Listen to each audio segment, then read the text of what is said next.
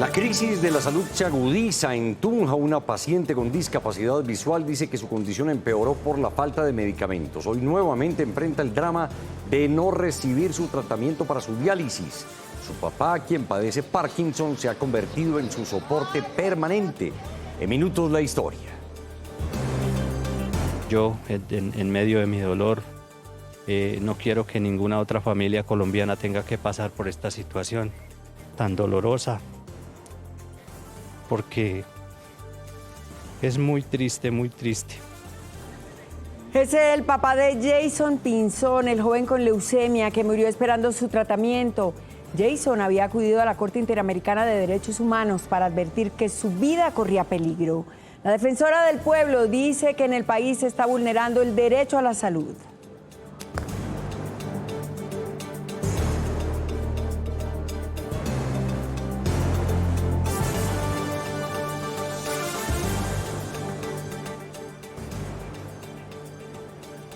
Tras el anuncio del presidente Gustavo Petro de liquidar las EPS intervenidas, ¿a dónde serán trasladados los pacientes? ¿Cómo se 12 millones de usuarios?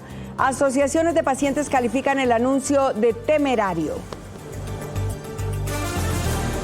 En A lo que vinimos hablan las EPS. Ana María Vesga, presidente de ASEMI, dice que si las entidades prestadoras de salud están quebradas, como lo asegura el presidente Petro, es por culpa del mismo gobierno. Ya nos vemos. La Aeronáutica Civil no descarta que la operación aérea estuvo en riesgo el pasado 20 de febrero cuando un helicóptero de la FAC se atravesó en una pista del aeropuerto El Dorado. Calificó el hecho como muy grave. Sexto día de bloqueo en el puente de Rumichaca que conecta a Colombia con Ecuador. Transportadores y comerciantes no permiten el paso vehicular. Son millonarias las pérdidas por los aranceles impuestos por el vecino país. Avanzan las conversaciones con representantes de la Cancillería colombiana. Crece la preocupación de al menos 200 familias luego del cierre de la planta de leche Algarra en Cogua, Cundinamarca. La decisión del grupo Gloria de terminar la operación de lácteos en Colombia obedecería a nuevos mercados económicos en la industria de bebidas. Cuba completa 2 días ininterrumpidos sin luz. La isla afronta una de sus crisis más agudas de los últimos años. Hay desabastecimiento de agua y gas. El desespero los ha llevado a salir a las calles a protestar contra el régimen. Funcionarios, contratistas y ciudadanos afectados por la presencia de la minga indígena en la Alpujarra. Las autoridades cuestionan a los líderes de esas comunidades por la instrumentalización de niños. Por ahora no hay acuerdos. Segundo día de paro minero en el Bajo Cauca antioqueño. Manifestantes cerraron la vía que comunica Antioquia con la costa Caribe. Se permite el paso intermitente de vehículos. Hay preocupación por un eventual desabastecimiento de alimentos. Continúa la operación militar de Estados Unidos en Oriente Medio. Esta madrugada fue atacada la embajada americana en Irak. No hay víctimas, pero siguen los ataques cruzados. La información en minutos desde Washington. En Santa Marta sigue el amotinamiento de presos en un centro carcelario transitorio. Se reportó la muerte de uno de los reclusos y se habla de varios heridos. Entre ellos habría policías. El traslado de presos desencadenó la situación. Y en deportes, hoy se conocerán los primeros 4 equipos en clasificar a la fase de cuartos de final de la Champions. En uno de los clásicos, Manchester City deberá en casa remontar una diferencia de 3 goles ante Real Madrid, mientras que Chelsea también jugará con 3 goles en contra frente al campeón PSG. Habrá presencia colombiana con Luis Suárez en el duelo Sporting Bodo Glimt. Y en la información del entretenimiento se conocieron los nominados a los premios Nuestra Tierra, el encuentro musical más importante que se va a realizar el próximo 14 de mayo en Bogotá. Les cuento los detalles al final de la emisión. Que tu novio ya es cosa de ayer. ¿Cómo así?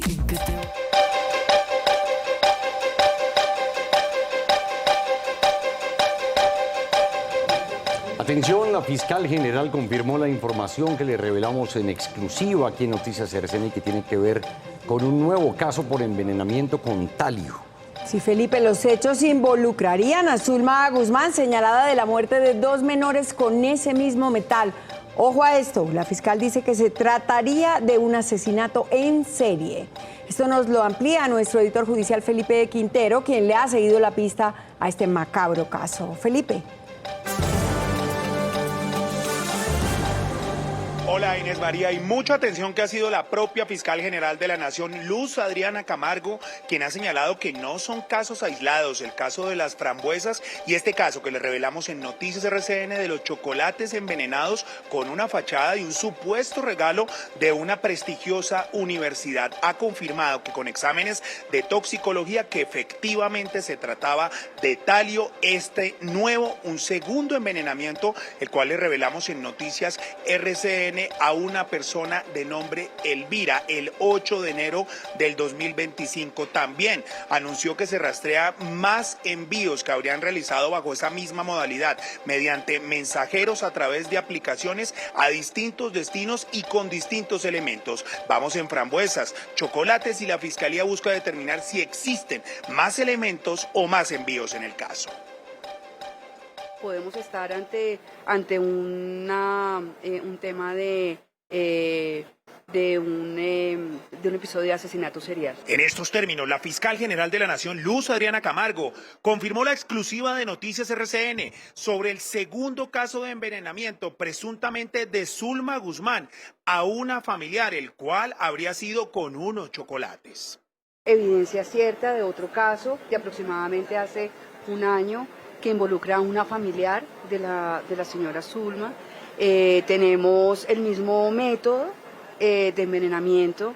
En la investigación Noticias RCN reveló que esta fue la fotografía del envío el 8 de enero del 2025, en el cual aparece una tarjeta de una prestigiosa universidad. Según los investigadores, habría sido la fachada para enviar unos chocolates a la señora Elvira, quien consumió uno de ellos y posteriormente fue trasladada por una intoxicación estomacal a una clínica en el norte de Bogotá. La coartada habría sido un encuentro de exalumnos ese mismo día. El episodio en que presuntamente está involucrada la señora Zulma Guzmán relacionado con las muertes de las 2 niñas no sería un episodio aislado.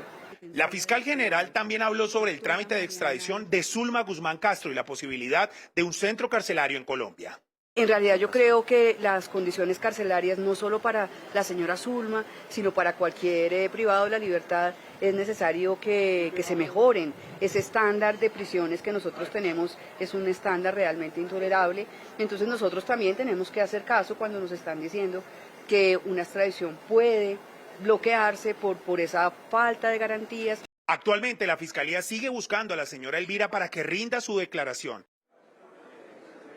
La fiscal general de la Nación, Luz Adriana Camargo, señaló que han entregado toda la información que ha requerido Reino Unido para agilizar este trámite de extradición de Zulma Guzmán Castro a Colombia. Sin embargo, por el tema de las condiciones carcelarias, pues esto se vería claramente demorado. La próxima audiencia, donde ya se hayan recaudado todas las pruebas, es el próximo 12 de noviembre. ¿Qué pasa ahora? La Fiscalía sigue investigando y siguiendo esta cadena de investigación de este segundo caso de envenenamiento a la señora Elvira, quien no ha declarado en la Fiscalía y la siguen buscando para que dé su versión de los hechos. Esa es toda la información desde el occidente de Bogotá. Jessica, sigue usted desde la ciudad de Cartagena. Una feliz tarde.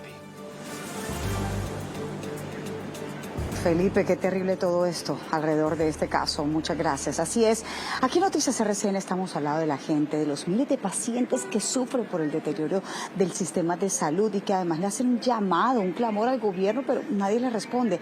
El caso de Claudia Chaparro refleja esta crisis. Esta joven de 32 años dice que ha perdido casi completamente su visión por la falta de entrega de medicamentos desde hace 3 años. Hoy, de la mano de su papá, quien sufre de Parkinson, ve una vez más cómo le niegan su tratamiento, esta vez para la diálisis. Ángela, adelante con toda la información. Buenas tardes. Jessica, televidentes, buenas tardes. El medicamento que ella necesita es hierro y se administra para tratar la anemia crónica en pacientes con insuficiencias renales. Ella debe llevar este medicamento a sus diálisis, sin embargo, asegura que desde enero no se lo entregan a ella. La encontramos hoy junto a su padre frente a la farmacia Discolmeds. Ella estaba esperando que la atendieran, esperando la asignación de una ficha. Sin embargo, esto se complica muchísimo porque allí en esta farmacia ni siquiera hay una atención especial para adultos mayores y personas con discapacidad. Y esta mujer que tiene una discapacidad visual depende 100% de la ayuda de su padre, que es un adulto mayor, porque adicional a ello tiene diabetes y adicionalmente pues tiene esta insuficiencia renal. Esta es su historia. Yo vengo con mi papi, él tiene aproximadamente 71 años y sufre de tembladera, de Parkinson y pues sinceramente también de las rodillas, de la cadera, entonces con él es el único que cuento. La vida de Claudia Chaparro cambió hace 3 años cuando perdió la visión. Lo que era una discapacidad empeoró, según ella, por la falta de un medicamento en su momento. Ahora depende por completo de su padre, un adulto mayor que la acompaña a diario por sus medicamentos, ahora para su enfermedad de riñón. Y desde hace 3 meses recibe la misma respuesta. ¿Que por qué no hay? No hay. Así pasó aproximadamente hace 3 años que quedé ciega, un medicamento para los ojos para que me aplicaran. Y yo venía y me decía no hay, y ya cuando llegó el medicamento yo ya que había quedado ciega. Luego de hacer una larga fila, esta mujer debe acudir al hospital para recibir una diálisis. Sin embargo, en vez de llegar con el medicamento, presenta de nuevo un pendiente vencido. Lo que pasa es que a mí me formularon un hierro especial para la unidad renal, para que me la apliquen allá en la unidad renal, y me han entregado siempre pendientes y la verdad si no llego con ese medicamento se me baja la hemoglobina más y estoy propensa a una anemia y una anemia puede ser hasta mortal. Su salud y bienestar están en manos de Discolmeds y la nueva EPS, intervenida por el gobierno. Ella y su padre esperan en la larga fila que hoy, después de 3 meses, sí se dé la entrega. Y no es el único caso. Hoy también nos enluta no solo a Tunja y a Boyacá, sino a todo el país, el caso de Jason, un joven de 20 años que falleció esperando su tratamiento, su inmunoterapia. ¿Cómo es la vida? A él le autorizaron el pasado jueves este tratamiento y lo venía pidiendo desde el 25 de noviembre del año pasado. Y se lo autorizaron para realizárselo hoy, un día después de que su familia lo sepultara. Este es el drama que vive la familia Pinzón.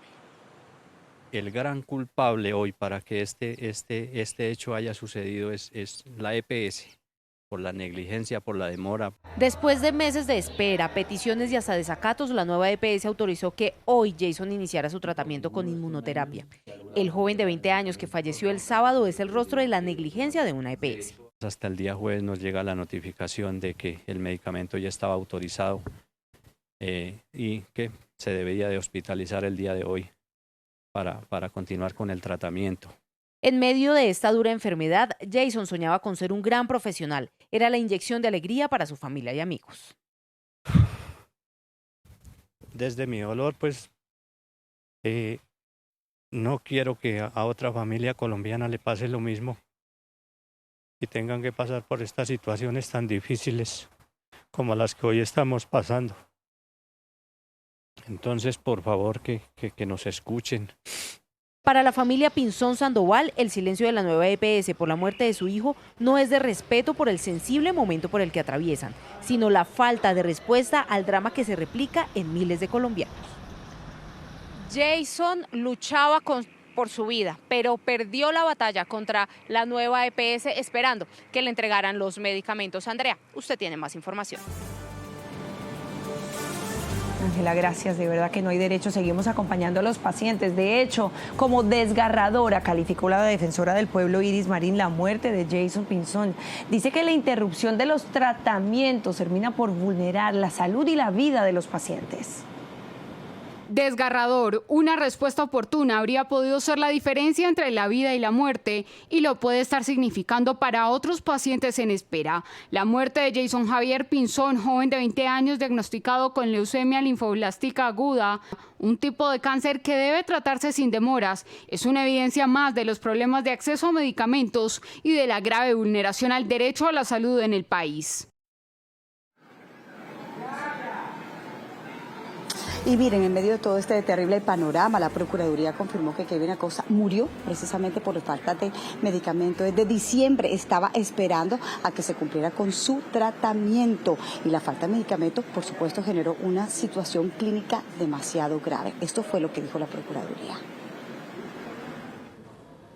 Y miren, a esta grave situación se suma el anuncio que hizo el presidente Gustavo Petro de liquidar las EPS, que según dijo el mandatario, están en quiebra, Inés María, es decir, las intervenidas. Así es, la preocupación de pacientes y de diferentes sectores pues no se ha hecho esperar. De concretarse lo que dijo el mandatario, serían 7 las EPS que entrarían en liquidación. Hablemos de Emsanar, con 1.7 millones de afiliados. Está también Asmed Salud, con 1.8 millones. Sabia Salud, con 1.6 millones. Famisanar, 2.9 millones de afiliados. Servicio Occidental de Salud, con 750.000 afiliados. Capresoca, con 170.000. Y Cosalud, con 3.2 millones de afiliados. Estas EPS que ustedes ven aquí reúnen a más de 12 millones de afiliados en todo el país.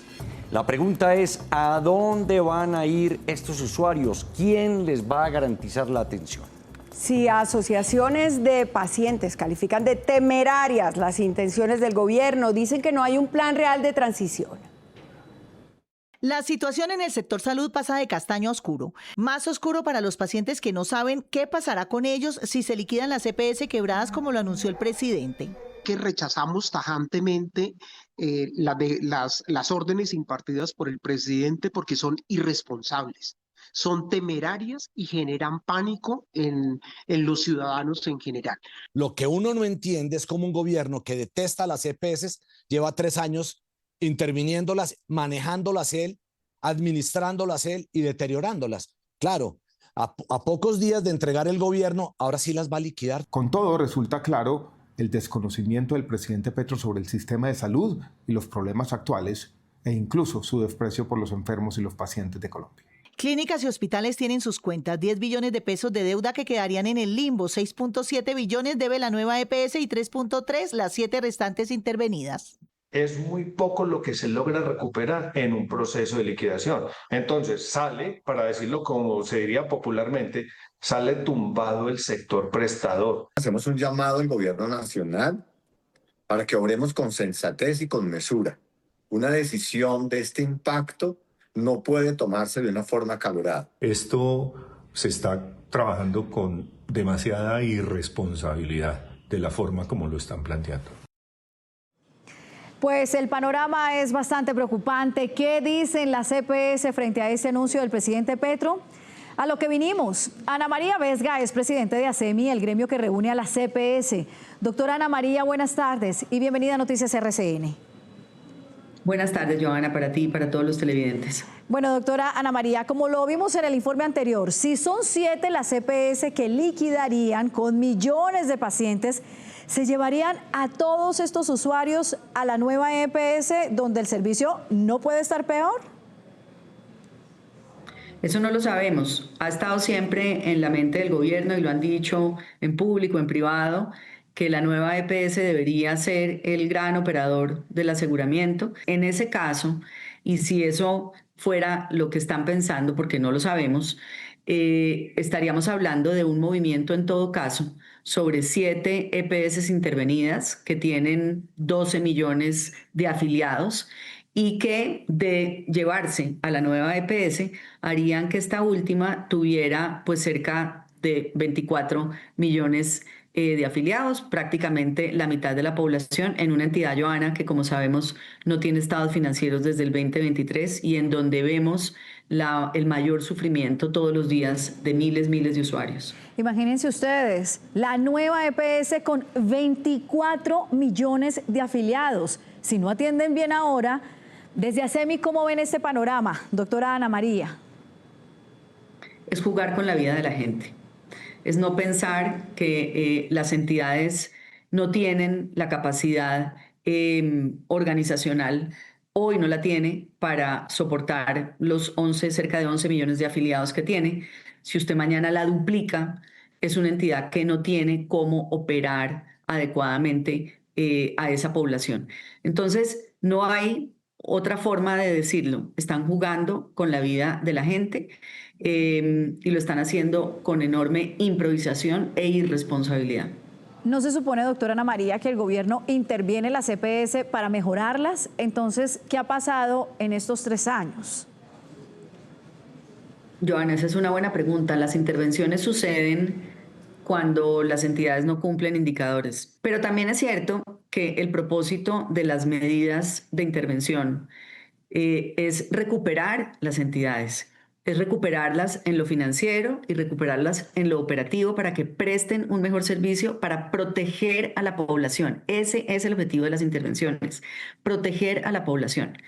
Pero lo que hemos visto a lo largo del tiempo, durante estos 3 años que han estado intervenidas estas entidades, es que pues han servido como fortín para la corrupción, han servido para favorecer el amiguismo, han servido para hacer negocio. Entonces son entidades que han deteriorado sus patrimonios y hoy tienen 12.5 billones de pesos de patrimonio negativo. Pues se traduce en que son las entidades donde tenemos más quejas, más reclamos, más tutelas y más población afectada. Entonces, pues la gestión ha sido nefasta. Si el presidente dice que están quebradas, es porque el gobierno las quebró. Pues, doctora Ana María, difícil el panorama. Esperemos a ver cómo evoluciona este anuncio del presidente Gustavo Petro. Lo único que sí podemos decir es que los pacientes deben ser bien atendidos y el gobierno debe garantizar ese buen servicio. Doctora Ana María, gracias por habernos acompañado. Así es, Joana. Buenas tardes para ti. Buenas tardes. Continuamos con más noticias RCN. Y es que, por supuesto, las reacciones nos han hecho esperar por la suerte que puedan correr miles de pacientes. Y esto no solo preocupa a los gremios de salud, sino también congresistas de diferentes partidos se han pronunciado.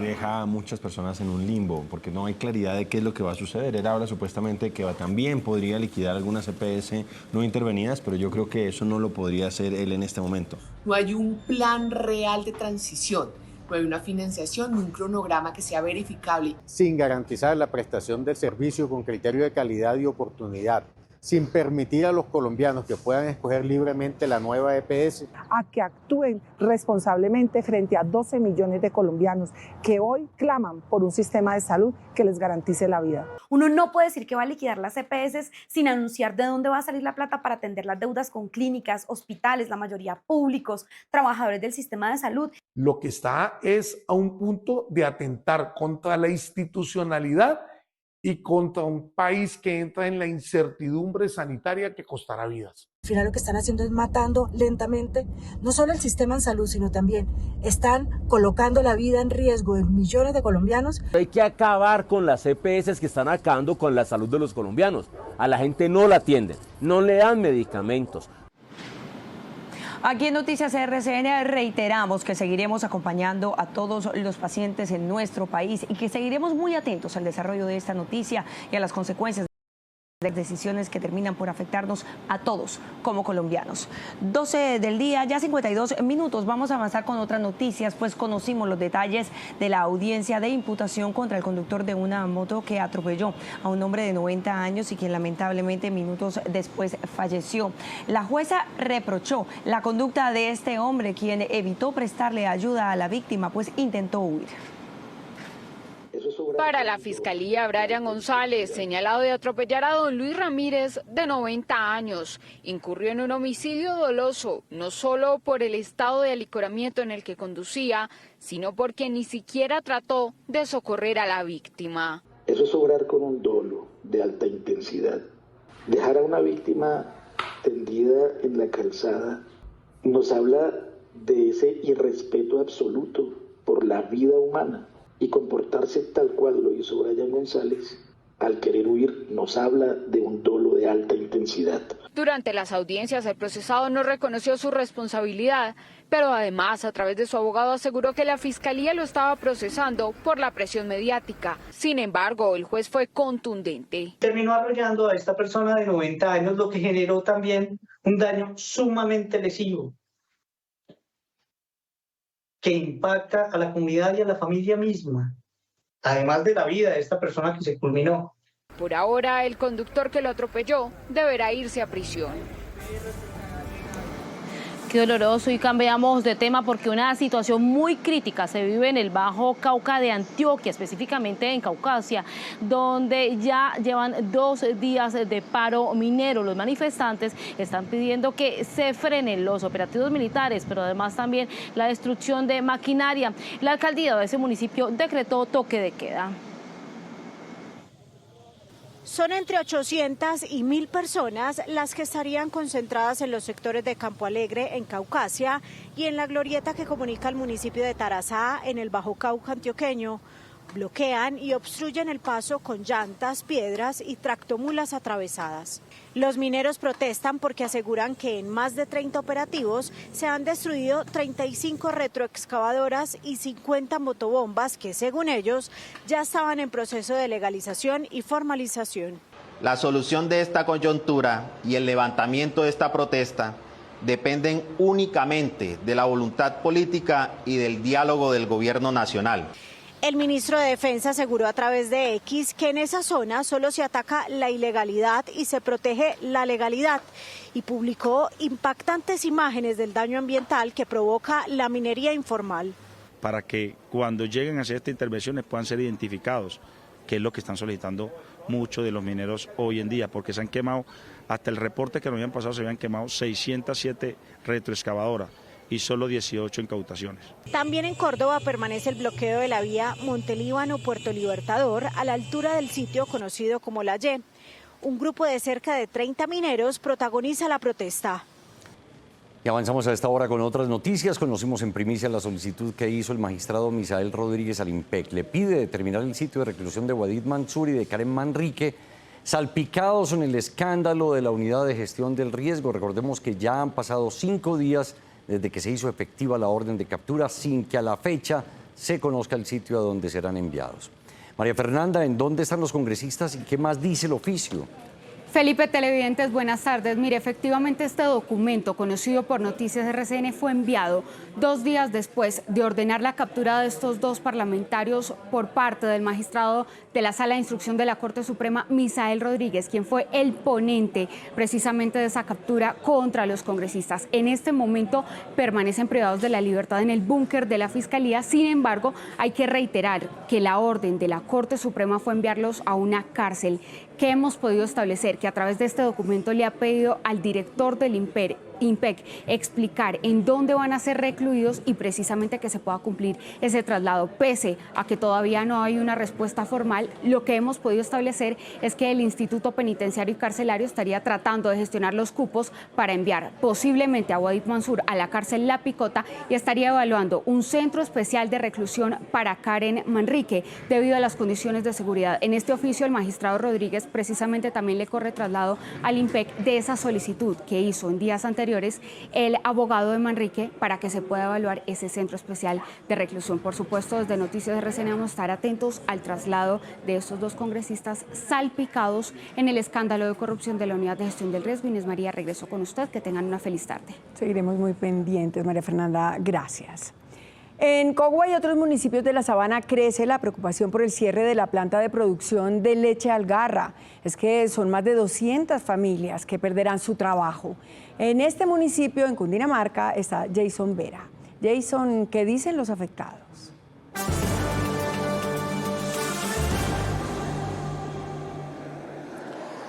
Inés María, pues hemos llegado en efecto a Cogua, Cundinamarca. Les voy a mostrar exactamente en dónde queda la planta de leche Algarra del Grupo Gloria. Y allí pues el movimiento no ha sido como el habitual, como era normalmente, después de la suspensión parcial de esta, una de las plantas más importantes de lácteos en el país. Y es que el Grupo Gloria ha mencionado que decide realizar esta suspensión de la planta de lácteos después de 14 años de operación en Colombia, debido a nuevas estrategias de mercado y a mayores ventajas competitivas, esto para ellos en la industria de bebidas. Se va a concentrar en esa industria de bebidas y por eso decide darle un paso a la industria de lácteos en Colombia, terminando con las marcas como Algarra y Lechesan.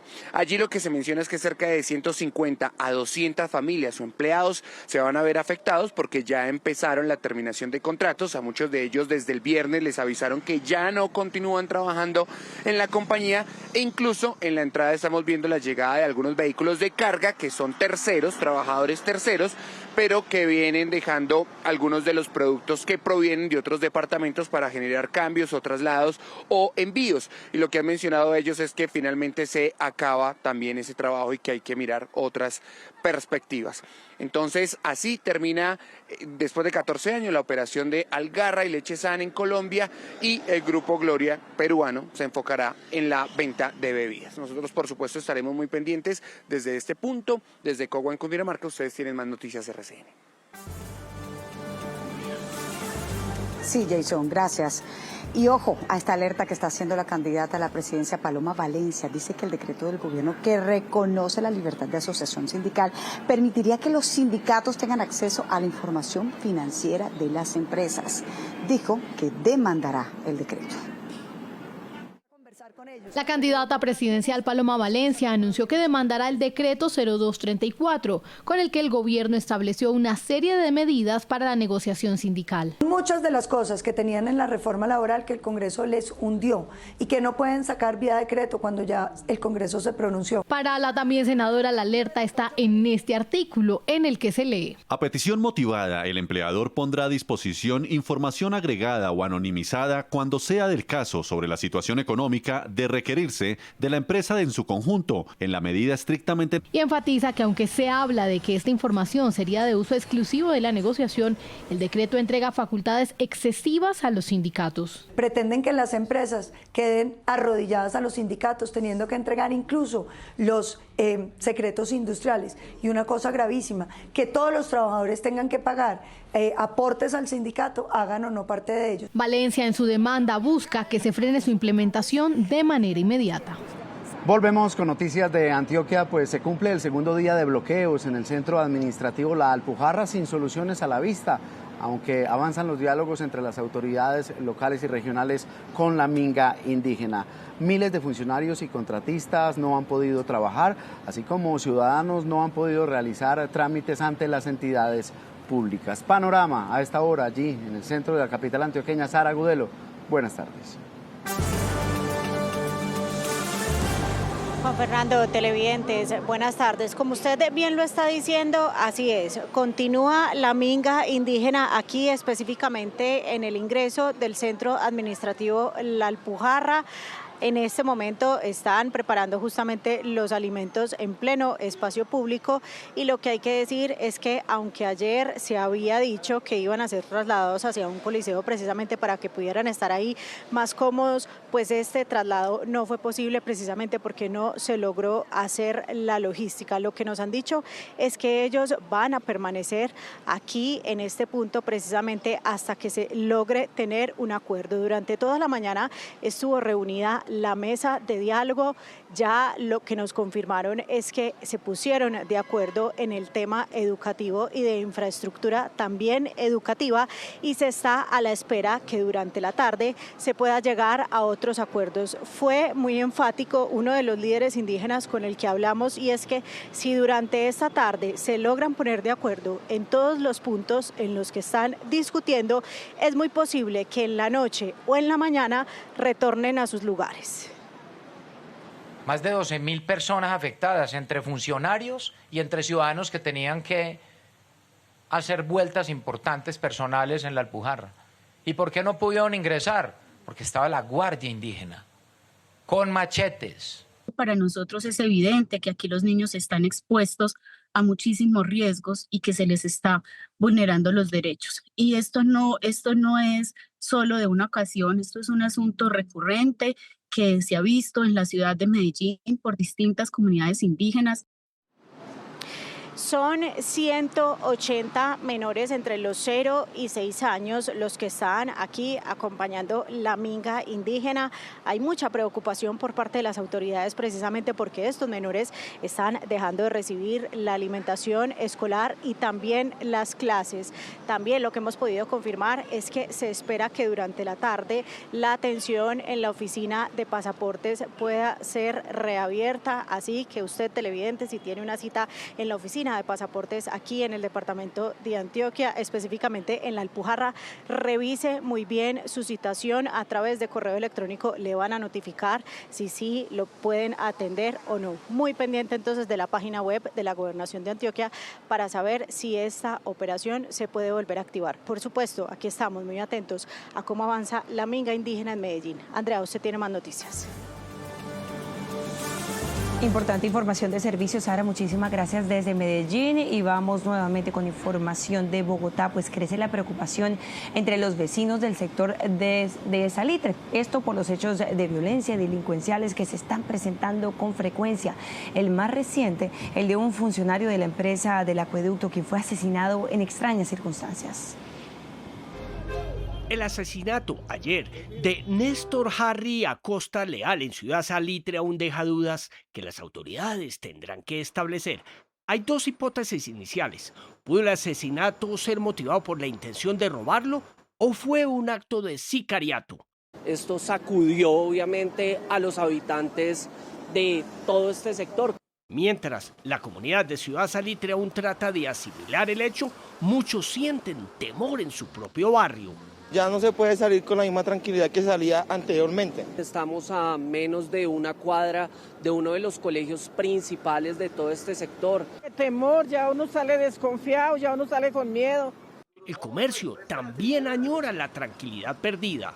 En cualquier momento puede entrar cualquier persona y hacerle daño a uno, pero pues uno no se espera lo que puede pasar.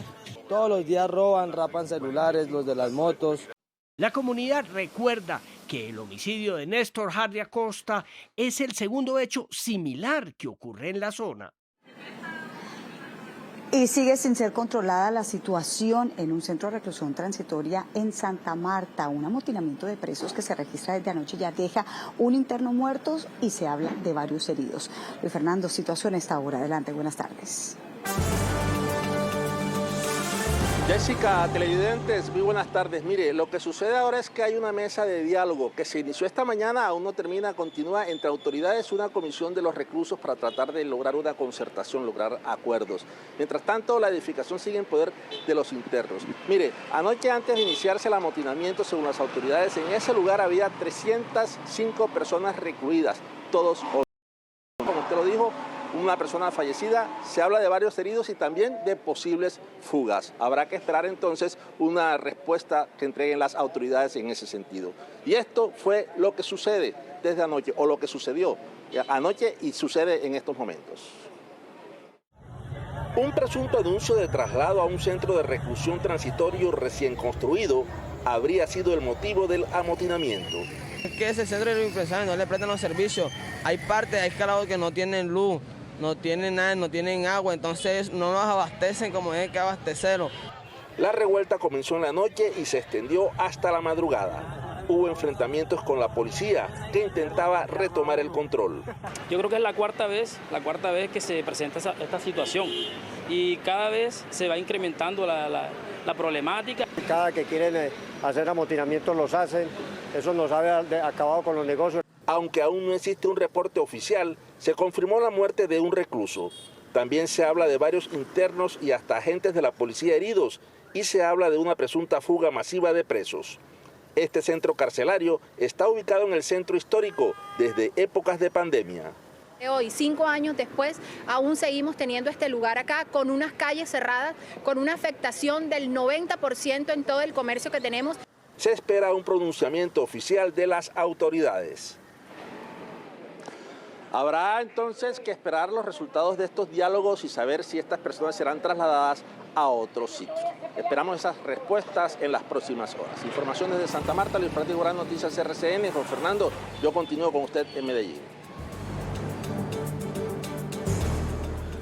Luis Fernando, gracias. Vamos ahora al departamento de Nariño, donde se cumplen 6 días de bloqueos. En el paso fronterizo de Rumichaca hay molestia de los comerciantes por cuenta de los aranceles entre Colombia y Ecuador, a pesar de que ya hubo algunas conversaciones entre los gremios de la zona con delegados del Ministerio de Relaciones Exteriores. Allí, en la zona de frontera, saludamos a esta hora a Sebastián Yepes. Sebas, adelante. Buenas tardes. Juan, televidentes, muy buenas tardes. Y nosotros seguimos aquí ahora desde el Puente Internacional de Rumichaca, donde ya se completa el 6º día de bloqueo total. Y quiero enseñarle cuál es el panorama. Pues a lo largo de esta mañana fuimos testigos de cómo algunos trabajadores del Carchi, de Tulcán, del lado ecuatoriano, llegaron hasta este punto para también exigir a su presidente Daniel Noboa para que pues medie esos canales de diálogo con el país colombiano y de esta manera pues terminar con esta crisis que también los ha afectado a ellos. Pero hablemos sobre lo que fue la reunión que se sostuvo el día de ayer en Bogotá de la Cancillería colombiana con representantes del gremio, del sector comercio, acá en la zona de frontera en Rumichaca, donde se establecieron 3 puntos específicos. Uno de ellos fue el tema de los aranceles, el cual ha causado muchísimo impacto. Se sostendrá una reunión con el encuentro de comunidades andinas el próximo 25 y 26 de marzo para abordar este tema. Otro de los acuerdos fue restablecer el tema de seguridad en la zona de frontera tanto en Nariño como en Putumayo,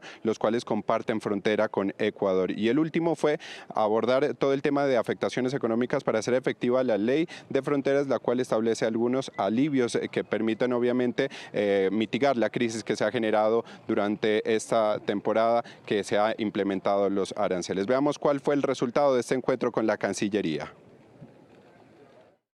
Luego de 6 días de bloqueo en la frontera, se dieron los primeros acercamientos entre trabajadores de Rumichaca y Piales con Cancillería colombiana. Esta reunión en la sede de la CAN en Lima el 24 y 25 de marzo, pero en esta reunión hemos podido establecer un trabajo interno coordinado con los territorios para mirar con más detalle el tema de seguridad. Los otros 2 puntos abordados durante el encuentro estuvieron relacionados con seguridad y la ley de fronteras ante la crisis económica que se vive en Rumichaca. Desde el punto de vista comercial, se ha planteado tener, de acuerdo al artículo 17 de la Ley de Fronteras, una zona de intervención especial de frontera. Gremios de comercio afectados por los aranceles ven con optimismo el acercamiento con el gobierno nacional. La medida continúa. Hubo unas medidas que el gobierno va a adoptar para esta zona de frontera, como la implementación de la zona de integración fronteriza,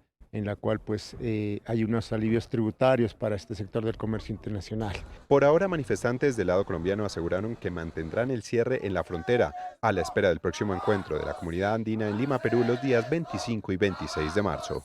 Y en otras noticias, la fiscal general Luz Adriana Camargo reveló que existen amenazas contra el grupo de fiscales que llevan el caso del magnicidio de Miguel Uribe Turbay. También dijo que se reforzarán las medidas de seguridad de los funcionarios.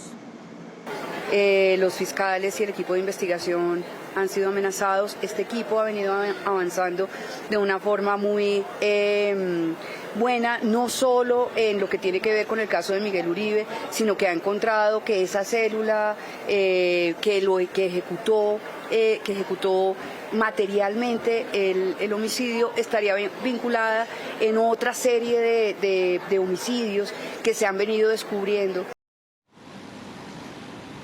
Cambiamos de tema y seguimos con noticias del Departamento del Atlántico para mostrarles televidentes el siguiente panorama. Negocios en quiebra, personas que deben cada día caminar y poner su vida en riesgo porque tienen que esquivar escombros, caminan al borde de abismos. Este es el panorama que a diario viven quienes deben utilizar o recorrer la Gran Vía, que es una avenida que va a conectar a Barranquilla con el municipio de Puerto Colombia y que todavía no han terminado. Y esto se ha convertido en un dolor de cabeza para todos los vecinos de esa zona. Mi compañero Jairo Cabrera le ha hecho seguimiento al tema. Jairo, ¿qué dicen? Buenas tardes.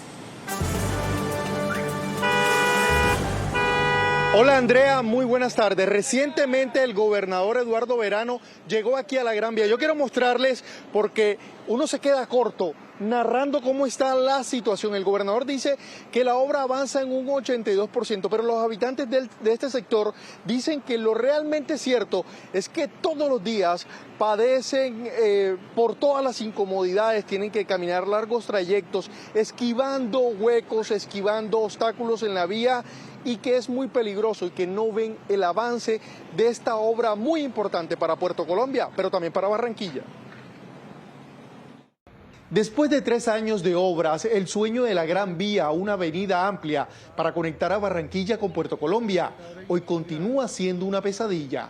Hay muchos habitantes flotantes como universidades, empleados, trabajadores, donde les toca caminar por esas zonas llenas de escombros. El retraso en los trabajos condenó a la quiebra a muchos negocios del sector de Villa Campestre, y cerca de 30.000 personas diariamente completan una travesía para llegar a sus destinos. Estamos totalmente aburridos de esto. Y mira cómo tengo el carro, o sea, todos los días se me ensucia todo. Según la Gobernación de Atlántico, la obra avanza en un 82% y actualmente se construye el sistema de drenaje para evitar inundaciones en la zona. Esta vía, lo más importante es que ya está casi toda construida, pero estamos en este momento en el sitio que va a actuar como no solamente el gran deprimido, sino también el que va a permitir manejar todas las aguas lluvias. Quienes recorren a diario la zona dudan que se pueda cumplir la promesa de habilitar la Gran Vía a mitad de año. Ojalá así sea. Y es muy grave lo que está pasando en el aeropuerto El Dorado de Bogotá. La Aerocivil no descarta que la operación aérea estuvo en riesgo el pasado 20 de febrero cuando un helicóptero de la FAC se atravesó en una de las 2 pistas del aeropuerto. Calificó el hecho como un incidente grave. La Aeronáutica Civil publicó el informe final del incidente del pasado 20 de febrero cuando un helicóptero de la Fuerza Aérea se atravesó por las pistas del aeropuerto El Dorado e impidió el despegue de un vuelo comercial de la TAM. No hay un solo factor, digamos que una causa, no es una causa única, sino es una cadena de errores.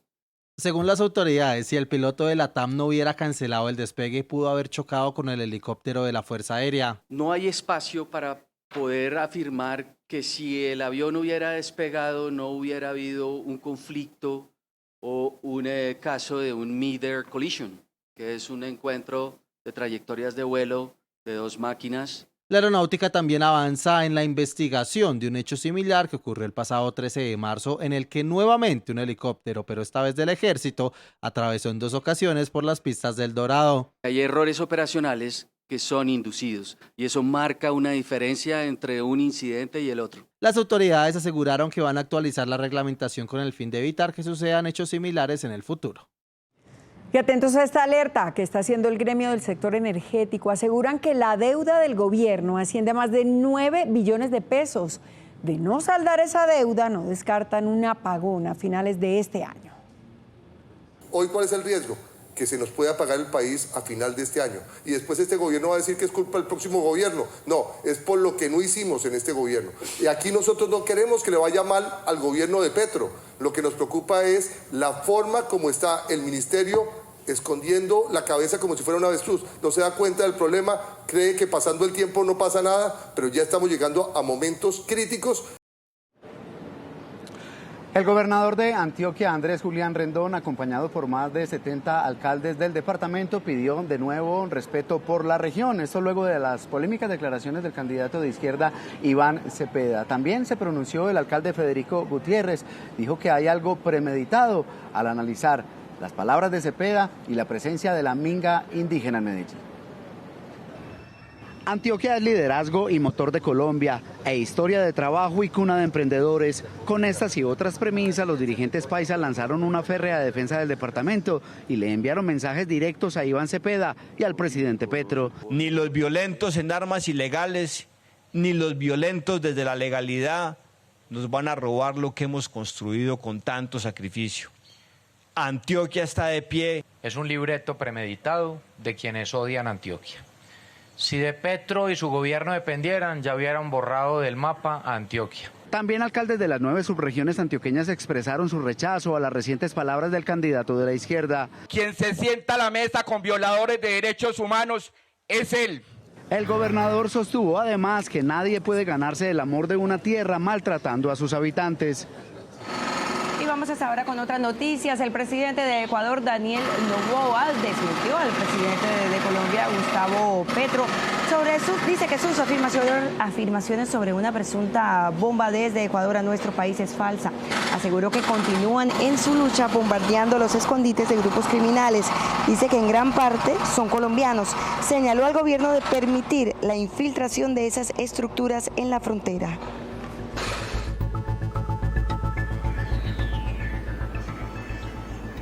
Y gran parte de Cuba sigue sin luz tras un apagón de 24 horas generalizado en toda la isla. En medio de la oscuridad también se sintió un temblor de 5.8 grados. Todo esto sucede mientras Estados Unidos presiona la salida de Miguel Díaz-Canel. No, pero tranquila, hay que coger las cosas hasta ver hasta cuándo hacer eso, hasta cuándo. Este es el sentir generalizado de los habitantes en Cuba. Durante toda la noche, tras el apagón, las personas han tenido que acudir nuevamente a las estufas de leña. No es el apagón nada más, no hay agua, no hay luz, no hay gas, porque no hay agua, porque no hay electricidad para empujar la turbina y los motores. Al menos sus 10 millones de habitantes sufren en el marco de la crisis energética que afecta a la isla bajo presión de Estados Unidos. Sin embargo, el régimen ha informado que en algunas zonas de la isla se ha empezado a establecer lentamente el servicio. Y es que la oscuridad no fue un impedimento para protestar.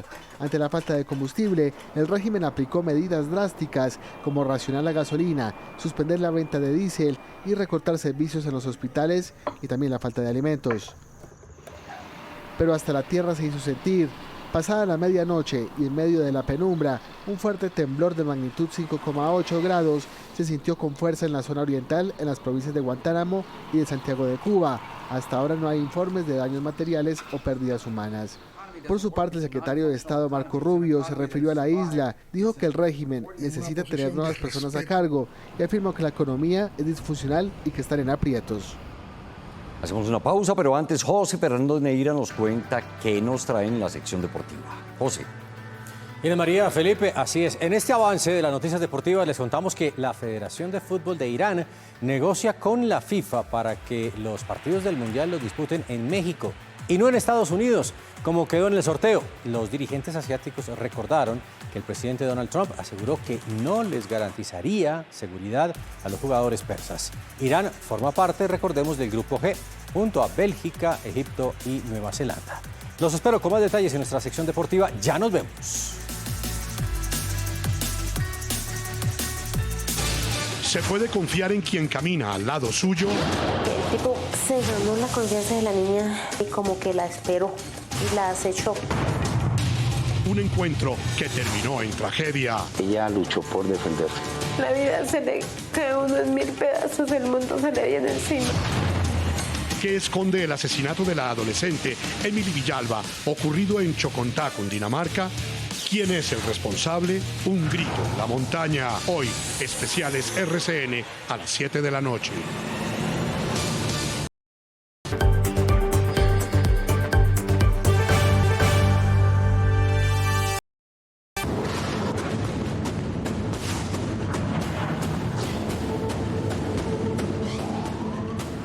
Golpe estratégico a la cúpula del régimen de Irán. El ejército de Israel abatió al jefe de seguridad de la tiranía y al comandante de la principal milicia Basij.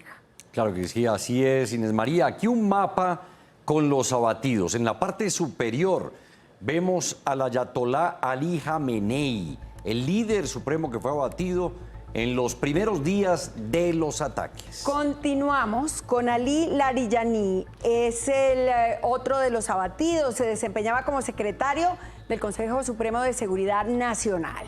También vemos a Ali Chamkhani, era secretario del Consejo de Defensa Nacional, así figuraba. Además de Mohammad Panpour, comandante en jefe del Cuerpo de la Guardia Revolucionaria Islámica. Un dato clave, Inés María y televidentes, el presidente Donald Trump hace algunos minutos dijo que casi todos los integrantes del régimen iraní habrían sido abatidos. Y precisamente el régimen iraní atacó en las últimas horas la embajada de Estados Unidos en Irak. Por su parte, el presidente Donald Trump dijo que tiene el mejor ejército del mundo y que puede trabajar solo. La información la tiene en Washington Roberto Macedonio. Adelante, Roberto, buenas tardes. Sí, ¿qué tal? Muy buenas tardes. Continúa la operación Furia Épica y Estados Unidos mantiene el pulso en Oriente Medio. Se han registrado ataques cruzados esta madrugada y, de hecho, la embajada americana en Irak ha sido atacada por parte del régimen ayatolá con misiles y drones. Sabemos a esta hora que al menos un dron impactó en el edificio diplomático, eso sí, sin que se registraran víctimas. Toda la información en la siguiente nota. Tras casi 13 de Estados Unidos e Irán en Medio Oriente, la ofensiva de Irán aumenta. Nuevamente, la embajada estadounidense de Irak, ubicada en Bagdad, fue atacada, dejando las instalaciones dentro del complejo incendiadas. El ataque, según fuentes, fue realizado con 2 drones cargados de explosivos, los cuales hicieron que se activaran las sirenas en todo el recinto, mientras que el sistema de defensa intentaba interceptar los ataques. Irán también atacó con misiles varias zonas del centro de Israel, dejando daños en vehículos y una estación de tren donde los equipos de seguridad y rescate tuvieron que atender a los heridos en el lugar. Las fuerzas de defensa de Israel continúan operando en Irán con gran intensidad, atacando objetivos del régimen, neutralizando la capacidad de lanzamiento de misiles y destruyendo infraestructura estratégica clave en todos los ámbitos. Mientras tanto, imágenes compartidas por la agencia Reuters confirmaron que el barco USS Tripoli de Estados Unidos se encontraba navegando por el mar de China con destino a Medio Oriente, según informaron fuentes del Pentágono a la agencia, quienes confirmaron que enviarían a este potente buque anfibio junto a fuerzas adicionales a la región. Y Estados Unidos en este contexto refuerza su despliegue militar en el Golfo Pérsico. El presidente Trump asegura que no necesita ayuda de terceros países para defender esas aguas. Si bien ayer hacía una mención a China, a Japón y a la Unión Europea para que colaborasen con el despliegue de Estados Unidos, hoy dice que pueden solos. Bueno, no necesitamos mucha ayuda, no necesitamos ninguna ayuda, de hecho. Incluso los hemos estado mirando desde hace un par de semanas junto con todos nuestros aliados de la OTAN y estábamos todos a favor de lo que íbamos a hacer. Estábamos hablando de eso actualmente. En total, 2.500 infantes de Marina se movilizan también para apoyar el despliegue de Washington en Oriente Medio. La información desde la capital de Estados Unidos para Noticias RCN. Roberto, gracias. Pero mire, seguimos ahí en su país porque hoy precisamente en Estados Unidos se celebra el Día de San Patricio, una festividad muy importante para los americanos y con la que conmemoran la muerte de San Patricio de Irlanda. Lo interesante de la celebración es que los ríos en algunas ciudades se tiñen por algunos días de verde.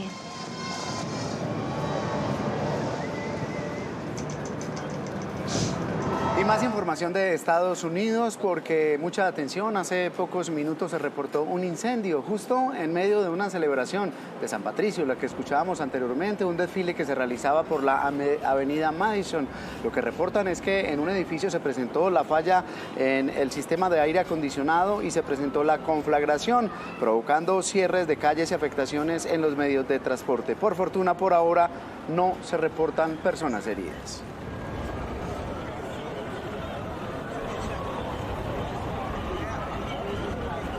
Bien, y vamos a terminar esta ronda de noticias internacional con unas imágenes que nos encantan y que nos llegan desde el zoológico Ishikawa en Japón. Son del ya famosísimo mono Punch. Como ya les hemos comentado, ha logrado socializar mucho más, esta vez con una compañera, a quien se le vio abrazándola y dándole cariños. En ocasiones, aún se le ve jugando con el peluche de orangután con el que ha compartido desde que nació. Ahí está Punch. Todos somos fan de Poncha, que claro que sí.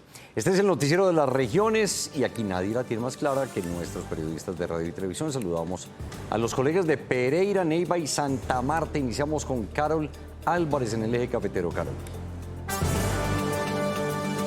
Con el objetivo de proteger a las dantas de páramo que tan afectadas están resultando en los ecosistemas de la región del eje cafetero, la Autoridad Ambiental de Risaralda, en articulación con autoridades internacionales, inició la construcción aquí en la ciudad de Pereira de un centro de investigación y de protección de esta especie animal. Al respecto se ha referido Jacqueline Rivera, ella hace parte del equipo de profesionales de la Carter. El proyecto del Centro de Investigación de la Danta de Montaña viene gestionado por el Zoológico de Cali, financiado por el Zoológico de Los Ángeles y con apoyo de la empresa de Aguas y Aguas de Pereira. En este centro de investigaciones vamos a atender todas las dantas que hemos tenido heridas a lo largo del tiempo, las que nos vayan a llegar por esta situación de la miasis que hemos venido presentando. Es importante tener en cuenta que solo en la vigencia del año 2025 fallecieron en el Parque Nacional Natural de los Nevados cerca de 10 dantas, víctimas de ataques de perros ferales y asimismo de otros insectos. Gracias, Carol. Nos vamos ahora a Neiva con Paula García. Paula. Un saludo desde Neiva. Con una inversión de más de 1.000 millones de pesos, inauguraron 2 aulas híbridas en la Facultad de Ingeniería y de Educación de la Universidad Surcolombiana de Neiva, beneficiando a más de 10.000 estudiantes de todo el departamento del Huila. Escuchemos al docente de la Universidad Surcolombiana, Luis Alberto Montoya. Van a permitir que los alumnos de la Universidad Surcolombiana se interconecten con el mundo haciendo proyectos de gestión de investigación y problemas de pregrado que podemos solucionar, interconectarnos también con los colegios públicos, porque esto es una aula para toda la región. Básicamente esta tecnología es una tecnología pedagógica que nos permite superar las barreras de presencialidad, pudiéndonos conectar en diferentes aulas STEAM. Además, las aulas cuentan con 2 cámaras de transmisión que permiten que estudiantes presenciales y de manera virtual puedan interactuar en tiempo real. Paula, gracias. En Santa Marta saludamos a Einer Escobar. Adelante, Einer, buenas tardes. Hola, muy buenas tardes. Desde Santa Marta, un colombo-alemán llamado Christian Neumark, quien lleva 4 décadas viviendo en la ciudad, utiliza sus redes sociales para acompañar a jóvenes, empresarios, así como mujeres que atraviesan momentos de depresión. Su comunidad digital reúne a todo tipo de personas que buscan orientación emocional, pero también a emprendedores que han fracasado en sus proyectos o intentan abrirse camino en el mundo empresarial. Cuando empecé a recibir mensajes en redes sociales que decían esta palabra la necesitaba escuchar hoy, ahí entendí que una frase sincera en redes sociales es el refugio para muchas personas. Sí, más que un mensaje puntual, yo creo que fue intuición. Sentí que mis palabras podían llegar a personas que estaban pasando momentos difíciles y decidí hacerlo con toda la responsabilidad. Finalmente, con estas ideas, Christian quiere que el uso de las redes sociales sea para espacios de conversación sobre el bienestar emocional, el liderazgo y la resiliencia en contextos de alta exigencia profesional. Les agradecemos a todos nuestros corresponsales en las regiones, corresponsales de la FM. Hacemos una pausa para comerciales. Ya regresamos con más noticias. RCN, volvemos. Seguimos con más noticias, 2 de la tarde, 5 minutos, y con una no muy agradable que nos llega desde el departamento de Risaralda, pues a 1 año y medio del traslado a un santuario de Brasil del chimpancé Yoko, el gerente del bioparque Ucumari ha asegurado que las condiciones que habían prometido para tratar al primate no se han cumplido. ¿Qué es lo que están diciendo? Johnny Saavedra, buenas tardes. Hola Juan Fernando, ¿qué tal? Muy buenas tardes. Esto es muy cierto, asegura el gerente del bioparque Ucumari, que este chimpancé ya lleva casi cerca de 2 años, que fue trasladado allí a Sorocaba, en Brasil, en un santuario donde hay simios de todo el mundo, pero Yoko lastimosamente pues no ha podido tener un proceso de adaptación y no se la lleva bien con otros especímenes de su especie, por lo que él se la pasa prácticamente encerrado en una jaula que es de cemento y de barrotes de metal. Asegura el gerente pues que él estaba aquí en Ucumari en un hábitat completamente natural, en muchas mejores condiciones de las que se encuentra allí. Aparte de eso, que no se está llevando un buen proceso de deshumanización, ya que los cuidadores en este parque, pues como él es tan parecido a los humanos, porque toda la vida vivió con personas, lo cuidan, le conversan, lo acarician y hasta le dieron un cepillo de dientes, y esto no le ayuda para que pueda relacionarse con otros individuos y con otros simios. Que tenga como mínimo lo que nos exigían acá nosotros, los estándares de bienestar animal que exigen, que es la ley de los 5 dominios, tenemos que garantizar que estén allá, y lo único que le estamos pidiendo a los responsables de esto, en este caso el gobierno nacional, es que hagan una visita, verifiquen cómo está Yoko, que si hay que hacer algo, una acción de mejora, la hagamos y en conjunto, porque aquí les podemos decir, tenemos toda la información, la hoja de vida de cómo podemos mejorar temas para él. Lo más triste es que Yoko ya no puede regresar a Colombia, pues una ley que fue inspirada en su nombre prohíbe que haya grandes simios en Colombia, por lo que se espera que una comisión del Gobierno Nacional con la Corporación Autónoma Regional de Risaralda y del Parque Ucumari viajen allá a Sorocaba, Brasil, y puedan establecer un diálogo con las directivas de este santuario para que realicen realmente un proceso más beneficioso para Yoko. La información que tenemos en directo desde Pereira. Sigan ustedes con más información. Muy buenas tardes.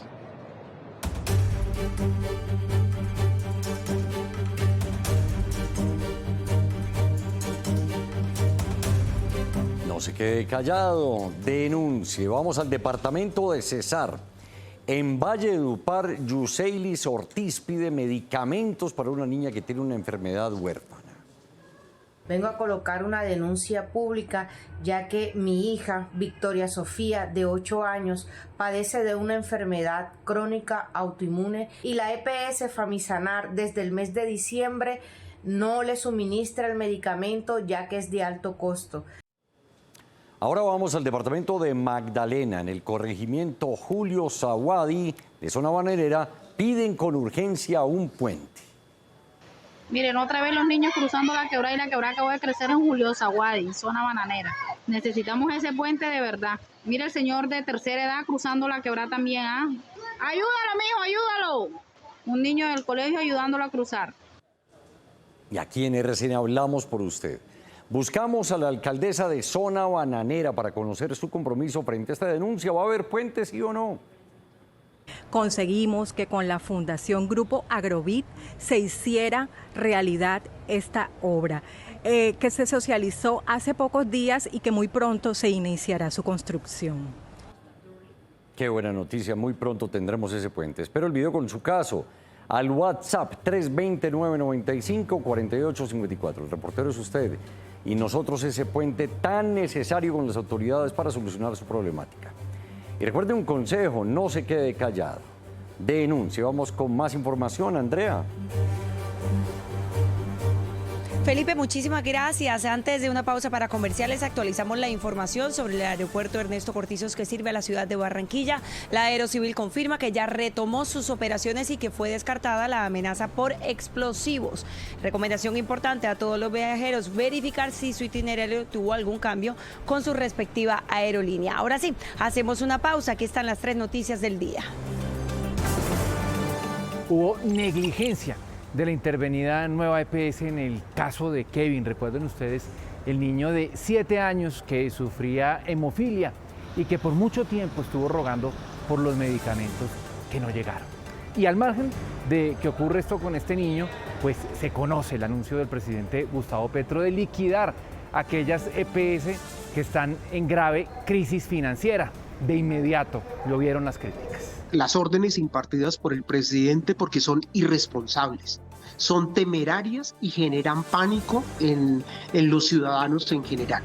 Claro, a pocos días de entregar el gobierno, ahora sí las va a liquidar. El desconocimiento del presidente Petro sobre el sistema de salud y los problemas actuales e incluso su desprecio por los enfermos y los pacientes de Colombia. Y preocupa muchísimo lo que denuncia la fiscal general de la Nación, amenazas en contra del equipo de fiscales que investigan el crimen de Miguel Uribe Turbay. Los fiscales y el equipo de investigación han sido amenazados. Este equipo ha venido avanzando de una forma muy buena, no solo en lo que tiene que ver con el caso de Miguel Uribe. Y la tercera, es aterrador lo que se va conociendo sobre la investigación por el macabro crimen con frambuesas que tenían tálido. Hoy la fiscal general de la Nación confirmó la primicia de Noticias RCN sobre que investigan que se podría tratar de una asesina serial. Evidencia cierta de otro caso de aproximadamente hace un año que involucra a una familiar de la señora Zulma. Tenemos el mismo método de envenenamiento. Ahí estamos siempre con la gente, por la app, por las redes y por la pantalla. Pongámonos al día por Noticias RCN.